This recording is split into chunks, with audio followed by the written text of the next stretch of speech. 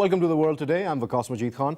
Today we're talking about how the PSL has finally returned to Pakistan. Pakistan is a cricket-loving nation, and finally we are able to see our own teams performing in our own homeland. Unfortunately, we've seen the PSL series take place in Dubai, but it's a welcome sign that the game has now finally returned to Pakistan. We have two semi-finals being played in Lahore, and then we have the final in Karachi. Great effort by all those who have been working hard for the PSL. And we'll also be talking about how Pakistan is fighting terrorism and its efforts in controlling terror in Pakistan and what more needs to be done. Obviously, we'll also discuss the National Action Plan and what kind of progress we've made on it.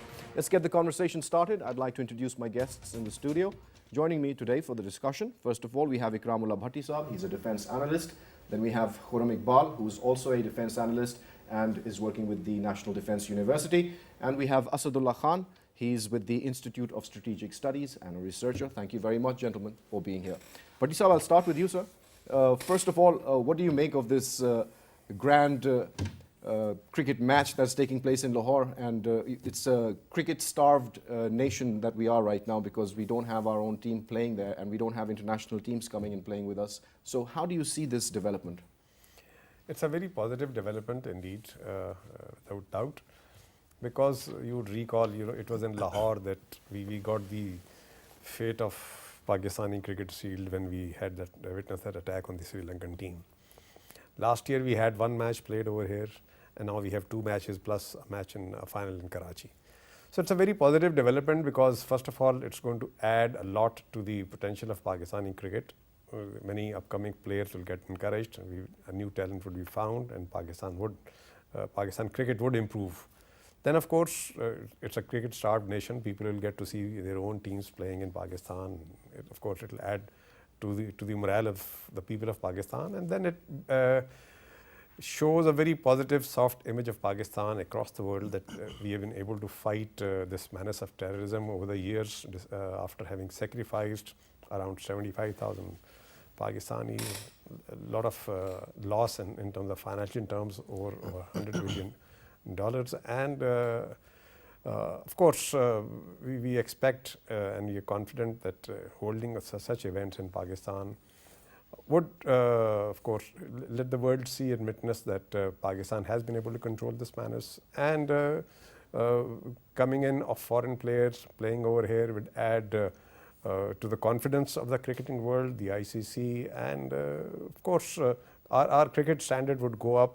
Our people will be more happy and of course comfortable, and I think it's a good step which will bring peace and harmony within the country. Khurram, what's your point of view, considering the fact that the people who would be going to see the match would have to really pass through hell and high water to get to the stadium because it's a very, very strict security arrangement? Having said that, what do you see the benefits of conducting the PSL in Pakistan, and what does it say about Pakistan's counter-terrorism efforts? Well, it conveys a message to the world very loud and clearly that Pakistan has gained successfully against terrorism. We have made significant gains. Those gains have been gradual, although slow. For example, when you talk about the revival of cricket in Pakistan, we started after the Lahore attack, few years pause, and then we started having the World 11 that was composed of some retired cricketers. And then we moved on to having the final of PSL last year in Lahore.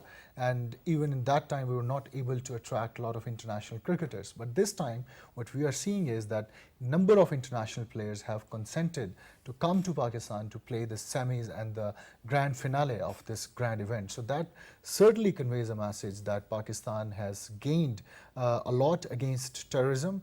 And besides underscoring our gains vis-a-vis terrorism, revival of cricket is also very important to ensure the national cohesion, because there are very few things that bind Pakistan and Pakistanis together the way cricket does, that binds every Pakistani together. So when the society is cohesive, when there is national integration, that comes as a strategic response to violent extremism, because a polarized society is usually an ideal recruitment ground for extremist organizations. So having the semi-finals and grand finale of PSL in Pakistan is not only an indicator of our victories against terrorism, but it also would lead to national cohesion and integration in Pakistan.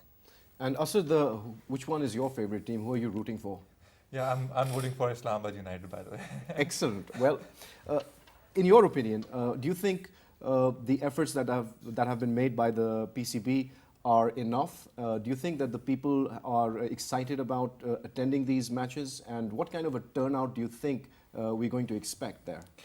Yeah, look, what we have been through from the past decade is that we were fighting some kinetic operations against terrorism. Now we are in the phase that we are building a soft power in the society. So I believe the people are really excited about this soft power and being part of this soft power, especially youth. They are encouraging these sort of initiatives by the government. So I would say the turnout will be huge. As you've seen recently in Karachi, the sold of tickets at the moment. People were crazy. They were waiting in queues from early morning, and everything was going perfectly fine. So I'll really appreciate the government for taking such steps because this will involve our youth in such healthy activities, which will create a sort of resilience in the society, not to fall back in the phenomenon of terrorism or extremism again. Already we are quite a resilient society. That's one of our chief main good points that we would say, for lack of a better word, sir. Let's get to the heart of the matter, sir. Bhatti Saab, in your opinion, now what we are also witnessing is a massive crackdown against so-called organizations that promote terror. Jamaat Dawa being one of them, Filah-e-Insaniyat Foundation, and now these organizations that have been working under the garb of philanthropic organizations or religiously inclined organizations, they've been found to, or rather they've been banned by the government. So now we're seeing that their operations are being shut down. Do you think that this momentum that the government is showing right now is going to be sustained in the long run? Because we've seen such knee-jerk reactions and band-aid kind of remedies earlier. Do you think that this is different, or is it more of the same? You see, we have been witnessing even external driving forces which have made Pakistan think in this regard and move in this direction and take some difficult decisions. If you recall the Chinese stance in the BRICS meeting, in which they did point out the presence of some terrorist organizations in Pakistan, and then when you look at the decision at FATF, where even the Chinese had to vote against Pakistan. So that is a lot of thought for Pakistan, and besides that, we have been witnessing same rhetoric over and over again by the Americans against us. That besides Taliban safe havens or the Haqqani network safe haven, they've been mentioning other terrorist outfits operating out of Pakistan. And of course, they've been questioning our controls in terms of flow of money, money laundering or terror financing. So when we look at the steps being taken by the government of late vis-a-vis these organizations, I think while Pakistan has witnessed these or withstood these pressures or come under these pressures over the last few months, eventually the government had to decide and move against these organizations and their operations in Pakistan. And I think this move will have to be sustained, and the government fully understands this. And because these pressures are still existing, and we have to make sure that by mid this year, we are able to convince FATF and the rest of the world that the steps taken by Pakistan are credible and they're effective, and we ought to demonstrate to them that we have been able to institute necessary measures, which should qualify us to be cleared of this grey list and of course keep us away from the blacklist. And China being right now our most emphatic supporter, we ought to allay their concerns and fears and apprehensions in this regard, because they are also very concerned about these militant elements emerging out of Afghanistan and earlier out of Pakistan's tribal areas into their bordering areas and creating serious trouble for the Chinese government. So when you look at all this, I think government knows fully well that we ought to continue and sustain these efforts till a situation is reached which is acceptable to the world, which is acceptable to our allies, to the Chinese especially, and to FATF decision makers, so that Pakistan is free from such restrictions which have been which are imposed, which are likely to maybe increase, and we can come out with a status that Pakistan is free from such situation, and that Pakistan can be trusted, and of course we can remove and address the apprehensions or the fears or the concerns that the Americans have been showing against us, other than of course the Chinese. Well, sir, what we've been witnessing is this constant mantra of do more. And that's, of course, being headed by the Americans, and then everybody else is following suit in their wake. So everybody is saying the same thing, that we need to do more. But when we talk about doing more, Pakistan has a response. It says that we have done more than enough, and it's time for the rest of the world to do something, not just do more, but do something at least. And that is something that we've seen missing when it comes to the support that Pakistan needs internationally in fighting the fight against terrorism. Do you think that the support that is coming from the rest of the world is enough, or in any manner significant? Because I think Pakistan has not been able to sell its case internationally. If we have sold our case and projected our case internationally in an effective manner, we would not have been included in the grey list of FATF. Why? That's a question that requires a lot of deliberation. For example, matters concerning Jamaat-ud-Dawa, the transformation of Jamaat-ud-Dawa into Muslim League, and all the pressure that Pakistan basically faced after Jamaat-ud-Dawa demonstrated its desire to transform into a political mainstream party. There have been a number of instances in the world where militant organizations have transformed into political mainstream. Pakistan or Muslim League is not the first organization. But why Pakistani diplomats and the government of Pakistan failed to convince the international community that yes, there was a militant organization, we went hard against them, number of their people were arrested, and those who are showing their desire to join the political mainstream, we are giving them a chance. And you should be accommodative of such desires, because practically you cannot kill and capture every terrorist. Unfortunately, we could not project this case internationally. What do you see? Why would you say that? What's the reason? What are the shortcomings that we've not been able to do that? I think our Foreign Office must be held accountable for that. In the regions, there are a number of precedents where militant organizations have been made a part of political mainstream irrespective of international pressure. We talked about Gulbuddin Hekmatyar in one of your programs. Right. That entire Hizb-e-Islami has been transformed into a political mainstream of Afghanistan, and it is happening with the consent of Americans. It is happening with the consent of the Afghan political elite there. So there is something wrong, perhaps, in our doing of things, or perhaps our projection of Pakistan's achievements with regards to counterterrorism. If we continue to basically go hard against every extremist organization, including Jamaat-ud-Dawa, whether it's going to be counterproductive, whether it's going to produce anything, that remains to be seen. Well, you see, Bhatti Saab also spoke about the same thing, and you also mentioned it, the fact that all our moves against terrorism seem to be reactionary. They seem to be not very proactive, and that is the problem here. Asad, if you could also share your views on why is it that when we need to comply with the international obligations and legal obligations is the only time we actually move to correct our course? Why is it that we cannot see the benefits of doing the right thing for our long-term survival for our future generations?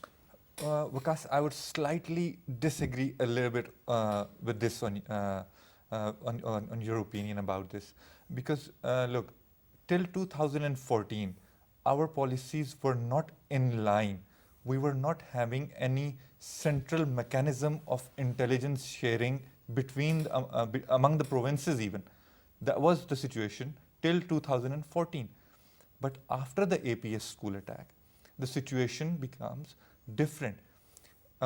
National Action Plan came up. At some point of time, National Action Plan was criticized for its loose implementation. But if you look at the recent report released by NACTA in December 2017, the situation is totally different. We have worked on almost all the 20 points. All the 20 areas are covered. So it's not the situation is like same that we are falling back in that phenomena, or we are not doing great. The only thing is the international community needs to understand what is going on the ground after 2014.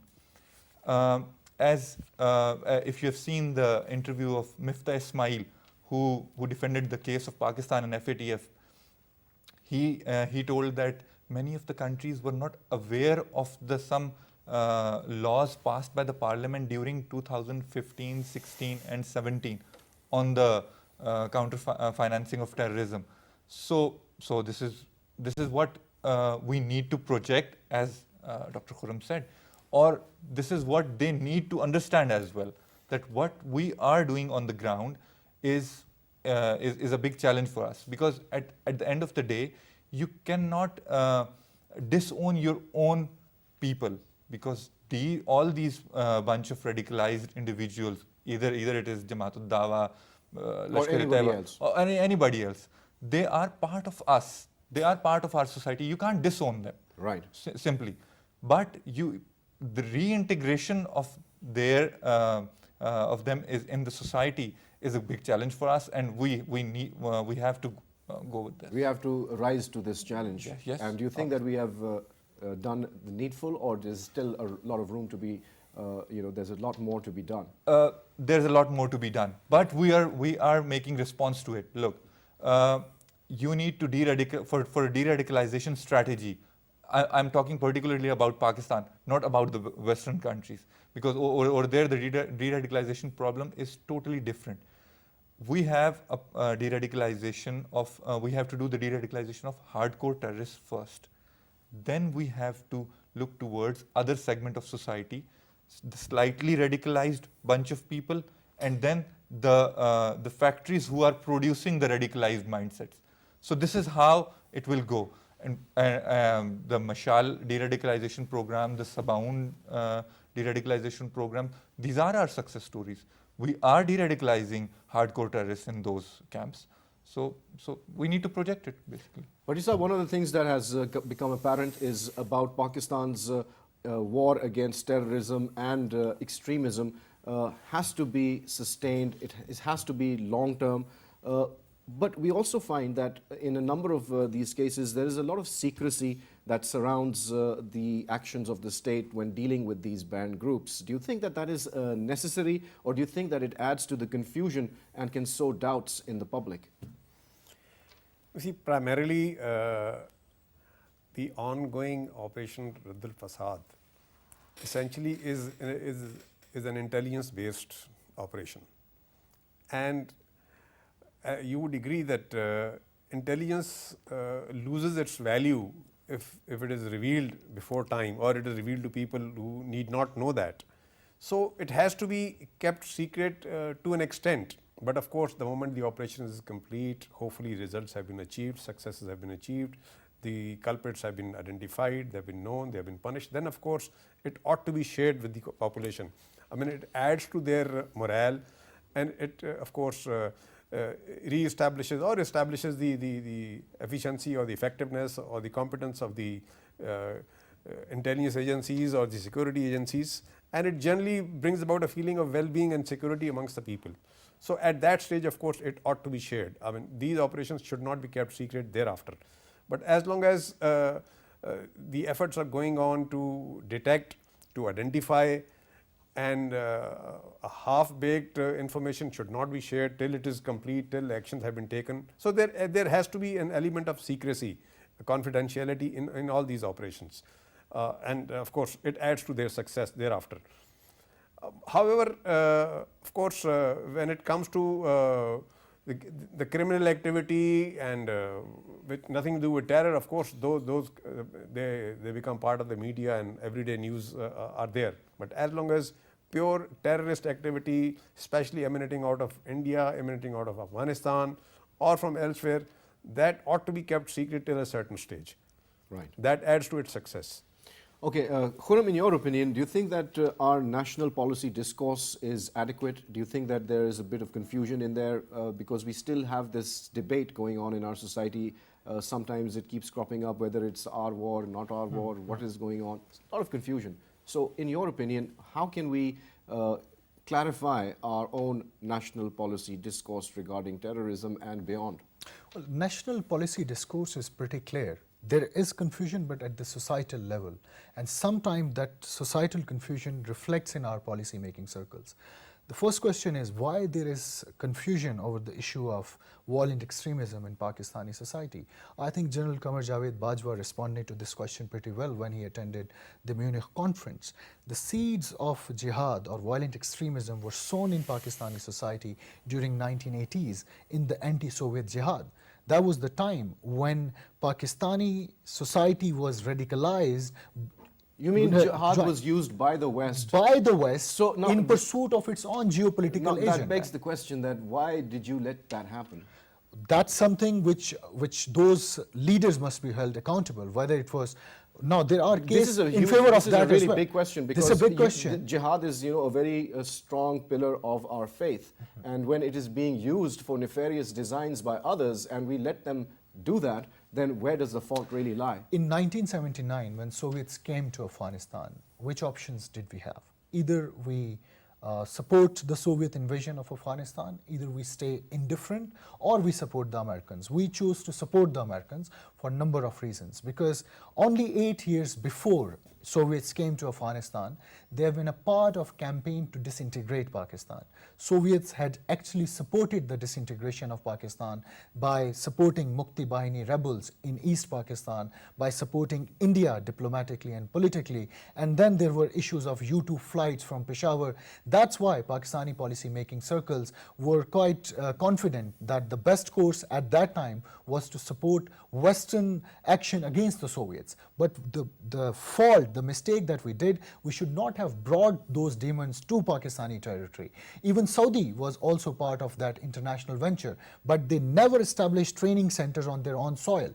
What we did, we established training centers on our soil. We sent our own Pakistanis in thousands to basically get training and fight against the Soviets. And there came a time when they started biting the same hands which they were feeding. Do you think that we may have learned a lesson in there or no?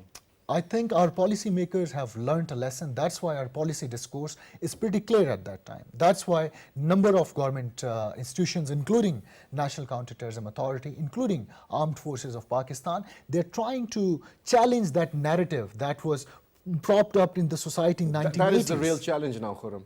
Let's ask Asad's opinion on this, that how do we really meet this challenge? You're taking the bull by the horns as we're seeing action being taken against certain banned organizations, but do you think that the way we're going about it is being done absolutely correctly and fully? Do you think that it would amount to one of the most far-reaching social reversals in decades that we very badly need? Well, if you talk about the policies that we have formulated, they are, I think, one of the ideal policies on the paper yet. On the paper, I would say. They need to be implemented. Implementation is in process, but not with the speed that is actually required. We are suffering from a problem that is now around 3 decades rooted in the society. So we need to accelerate this process of implementation. If you look at any plan, any of your plan, let's say National Internal Security Policy, NISP, or the National Action Plan, both the plan has, I think so, all the elements, if they are implemented in the society with the true spirit, the whole society will get reformed.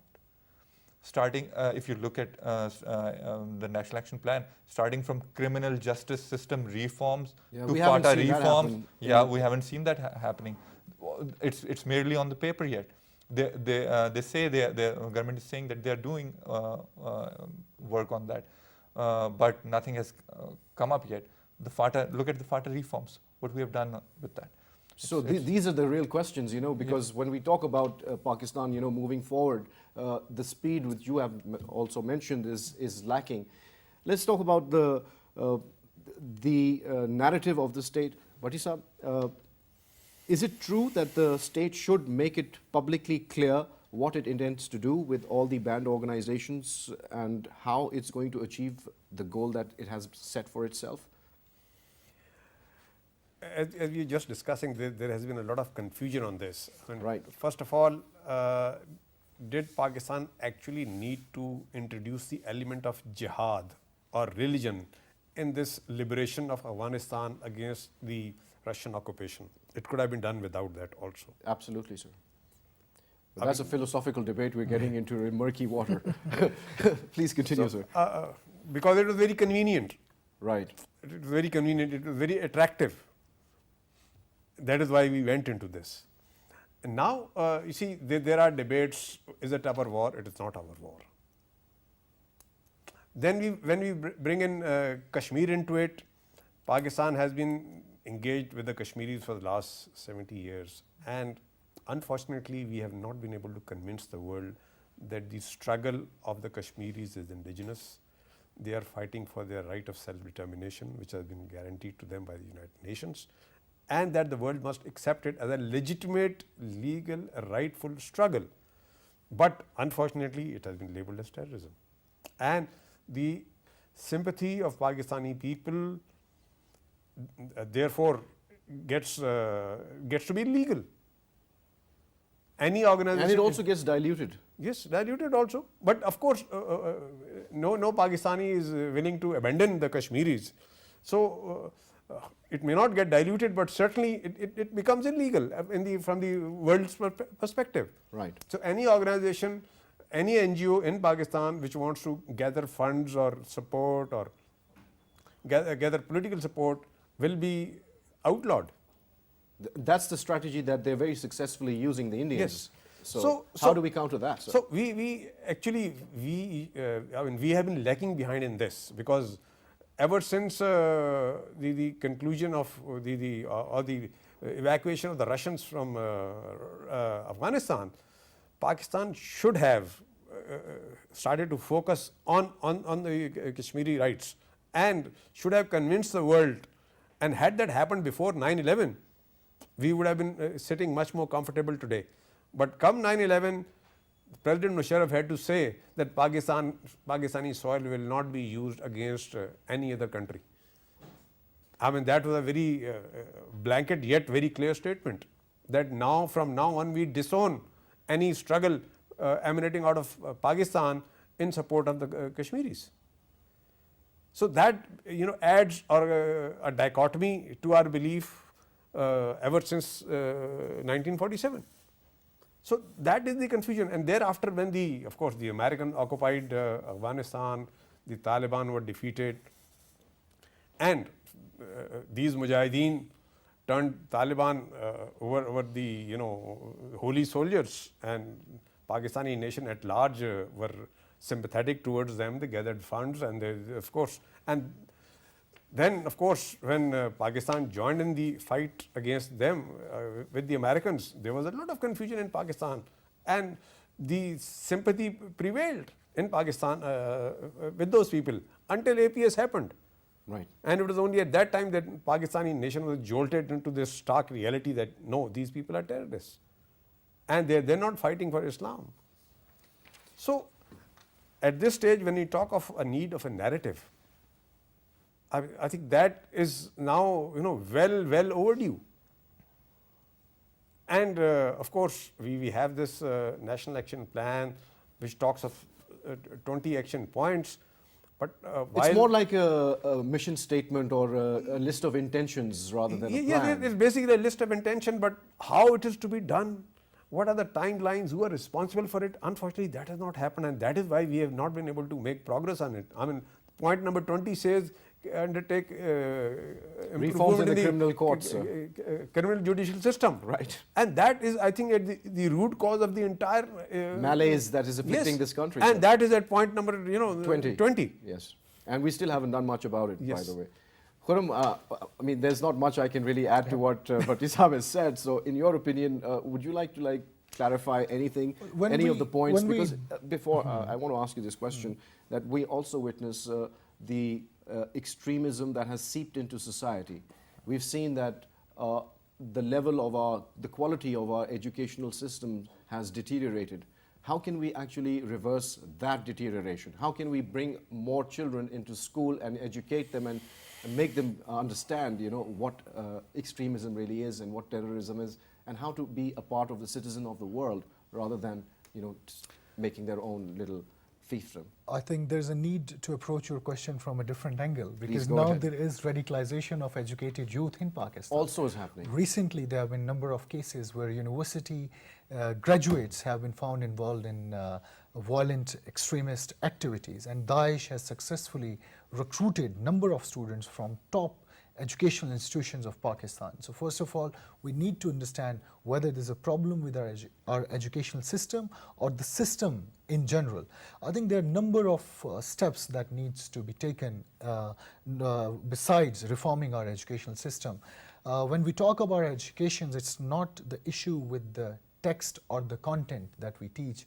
Rather, the problem is with those who deliver those contents. Recently, we have conducted a research as to what causes the radicalization of educated youth in Pakistan, and we found out that those who deliver courses such as Islamic studies or Pakistani studies, they divert away from what is written in the book, and they try to impart what they believe in. And their understanding of the world is shaped by number of factors, including the conflict that surrounds Pakistan. So they impart the same radicalized mindset to the educated youth. So that is the major source of radicalization. But don't you also think that the malaise that we have in society also adds to the process of convincing those individuals that there is something wrong and something needs to be done about it? Isn't that also part of it? When we look at the theories of terrorism and violent extremism, there are a number of reasons why individuals resort to extremism and terrorism. And of course, all those factors contribute largely. For example, if there is no provision of swift justice, if there is social and economic deprivation, if there are a number of issues related to governance, those all issues contribute to transform a normal person into a radicalized one. So if we have to take meaningful actions against terrorism in Pakistan, we have to go and opt for a comprehensive approach. Merely relying on instruments of rhetoric, merely relying on speech acts would not resolve our issues. For instance, Paigam-e-Pakistan is a right step into a right direction. It's a very comprehensive religious decree that has the input of the top religious clerics from Pakistan who have condemned the use of force against Pakistani state and society. But if the state of Pakistan does not complement that piece of rhetoric with meaningful actions towards providing good governance, towards providing swift justice, equal opportunities, such counter-narrative efforts may be meaningless. And that is the problem that we are facing. Exactly. Asad, you also spoke about the fixing of the judicial criminal justice system. We are a long way from that. Let's talk about the point number 4 from our National Action Plan, and that is the NACTA, which is the Anti-Terrorism Institution, will be strengthened. Do you think that has happened? Because we've had press reports of saying that NACTA isn't doing much.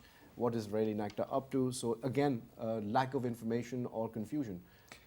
Well, if you look at the structure of how we are dealing with the counter-terrorism in the country, is that we have established the counter-terrorism departments on the provincial level.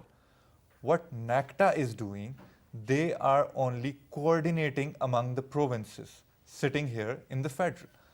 So their mandate is not to like implement something. Their mandate is to gather the information from those counterterrorism departments and share that information among them. Again, infusing information to them. Okay. So it's a federal organization. So don't expect NACTA's people hunting terrorists in the field, going after them. So you can't expect this thing from them. Now, are they strengthened enough? Do they have the capacity? Yes, government has released some funds to them. There's a building allocated to them now, because what I've seen, they were having office in National Police Foundation here in Islamabad. So they were short of staff, pretty much short of staff. They were not performing their functions as they should be. They were not coordinating the data or the intelligence sharing as they should be doing. But they are improving. It's not that they are inactive like they were in the past since 2009 or 8, I believe so. So work has taken place. So a little improvement, but this is just a small improvement, a small nail. We can see here. Much more needs to be done. All right, sir, let's move on to point number 5 again, and that is strict action against literature, newspapers, magazines promoting hatred, decapitation, extremism, sectarianism, and intolerance will also be addressed. Do you think enough has been done there, sir? Certainly not, I guess. There's a lot that is yet to be done. Because I think this issue essentially emanates out of intolerance. And unfortunately, our national narrative, or no national debate has taken place on this, how to promote tolerance within Pakistani society. And when we just talking about a little while ago about young men who are highly educated from good universities, they are turning towards terrorism. I think our young people have thinking minds. They see, they are sensitive, and they get, their minds get agitated, and all the terrorist masterminds, they're able to influence such people. Because when you look at what happened in Tunisia, what happened in Libya, what happened in Iraq, what is happening in Syria, Palestine. what is happening in Palestine or Afghanistan, they're all Islamic countries. Right. And of course, according to our faith, we are very sensitive to brother Muslims. And when we find no answer as to why those poor people are meeting this fate, and we find that the leadership of Islamic countries is quite insensitive to the plight of these people, then they become very vulnerable to such masterminds who are able to influence them and agitate their minds and convince them on taking the law in their own hands and start to do things on their own, to express their frustration, their hatred, or their anger. So I believe there is no national debate on this as to why these countries have faced this plight, why the people, That's a very pertinent question you raised, sir, and I think we hope that we'll be able to address it as well and really talk about this issue. We're almost out of time, Khurram. Is there anything that you'd like to add, to the overall discourse when it comes to Pakistan's efforts regarding the improvement that we've seen in society in the recent past? This is before and nothing to do with the FATF. Just generally. Well, in face of severe challenges, Pakistan has done well against terrorism.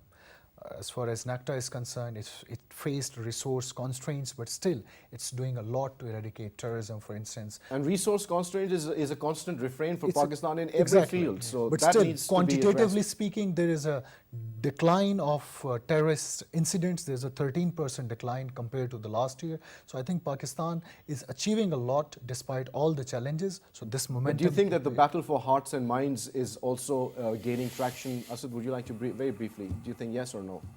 The battle for hearts and minds that we talk about, convincing people to leave this, extremist, intolerant view of life and move towards a more tolerant society. Do you think we've made any progress? Obviously, we are winning this war. We are now on the point where we need to use mix of power. the only military invasion on the issue of terrorism is not now the solution seen in the society. By saying mix of power is like we need to mix the element of soft power in the society as well, and we are successfully doing it. You have started the program with the PSL thing, so you can see. All right, thank you very much, gentlemen, for taking all the time and sharing your views with PTV World. Well, you heard the conversation, and we always urge our viewers to draw their own conclusions from what you've heard. But we are also very happy that the PSL is now finally taking place in Pakistan, and we hope that regular cricket matches will start happening in Pakistan, because Pakistan is a safe place for anybody to travel, and there are many people who would vouch for that. So on that note, it's goodbye.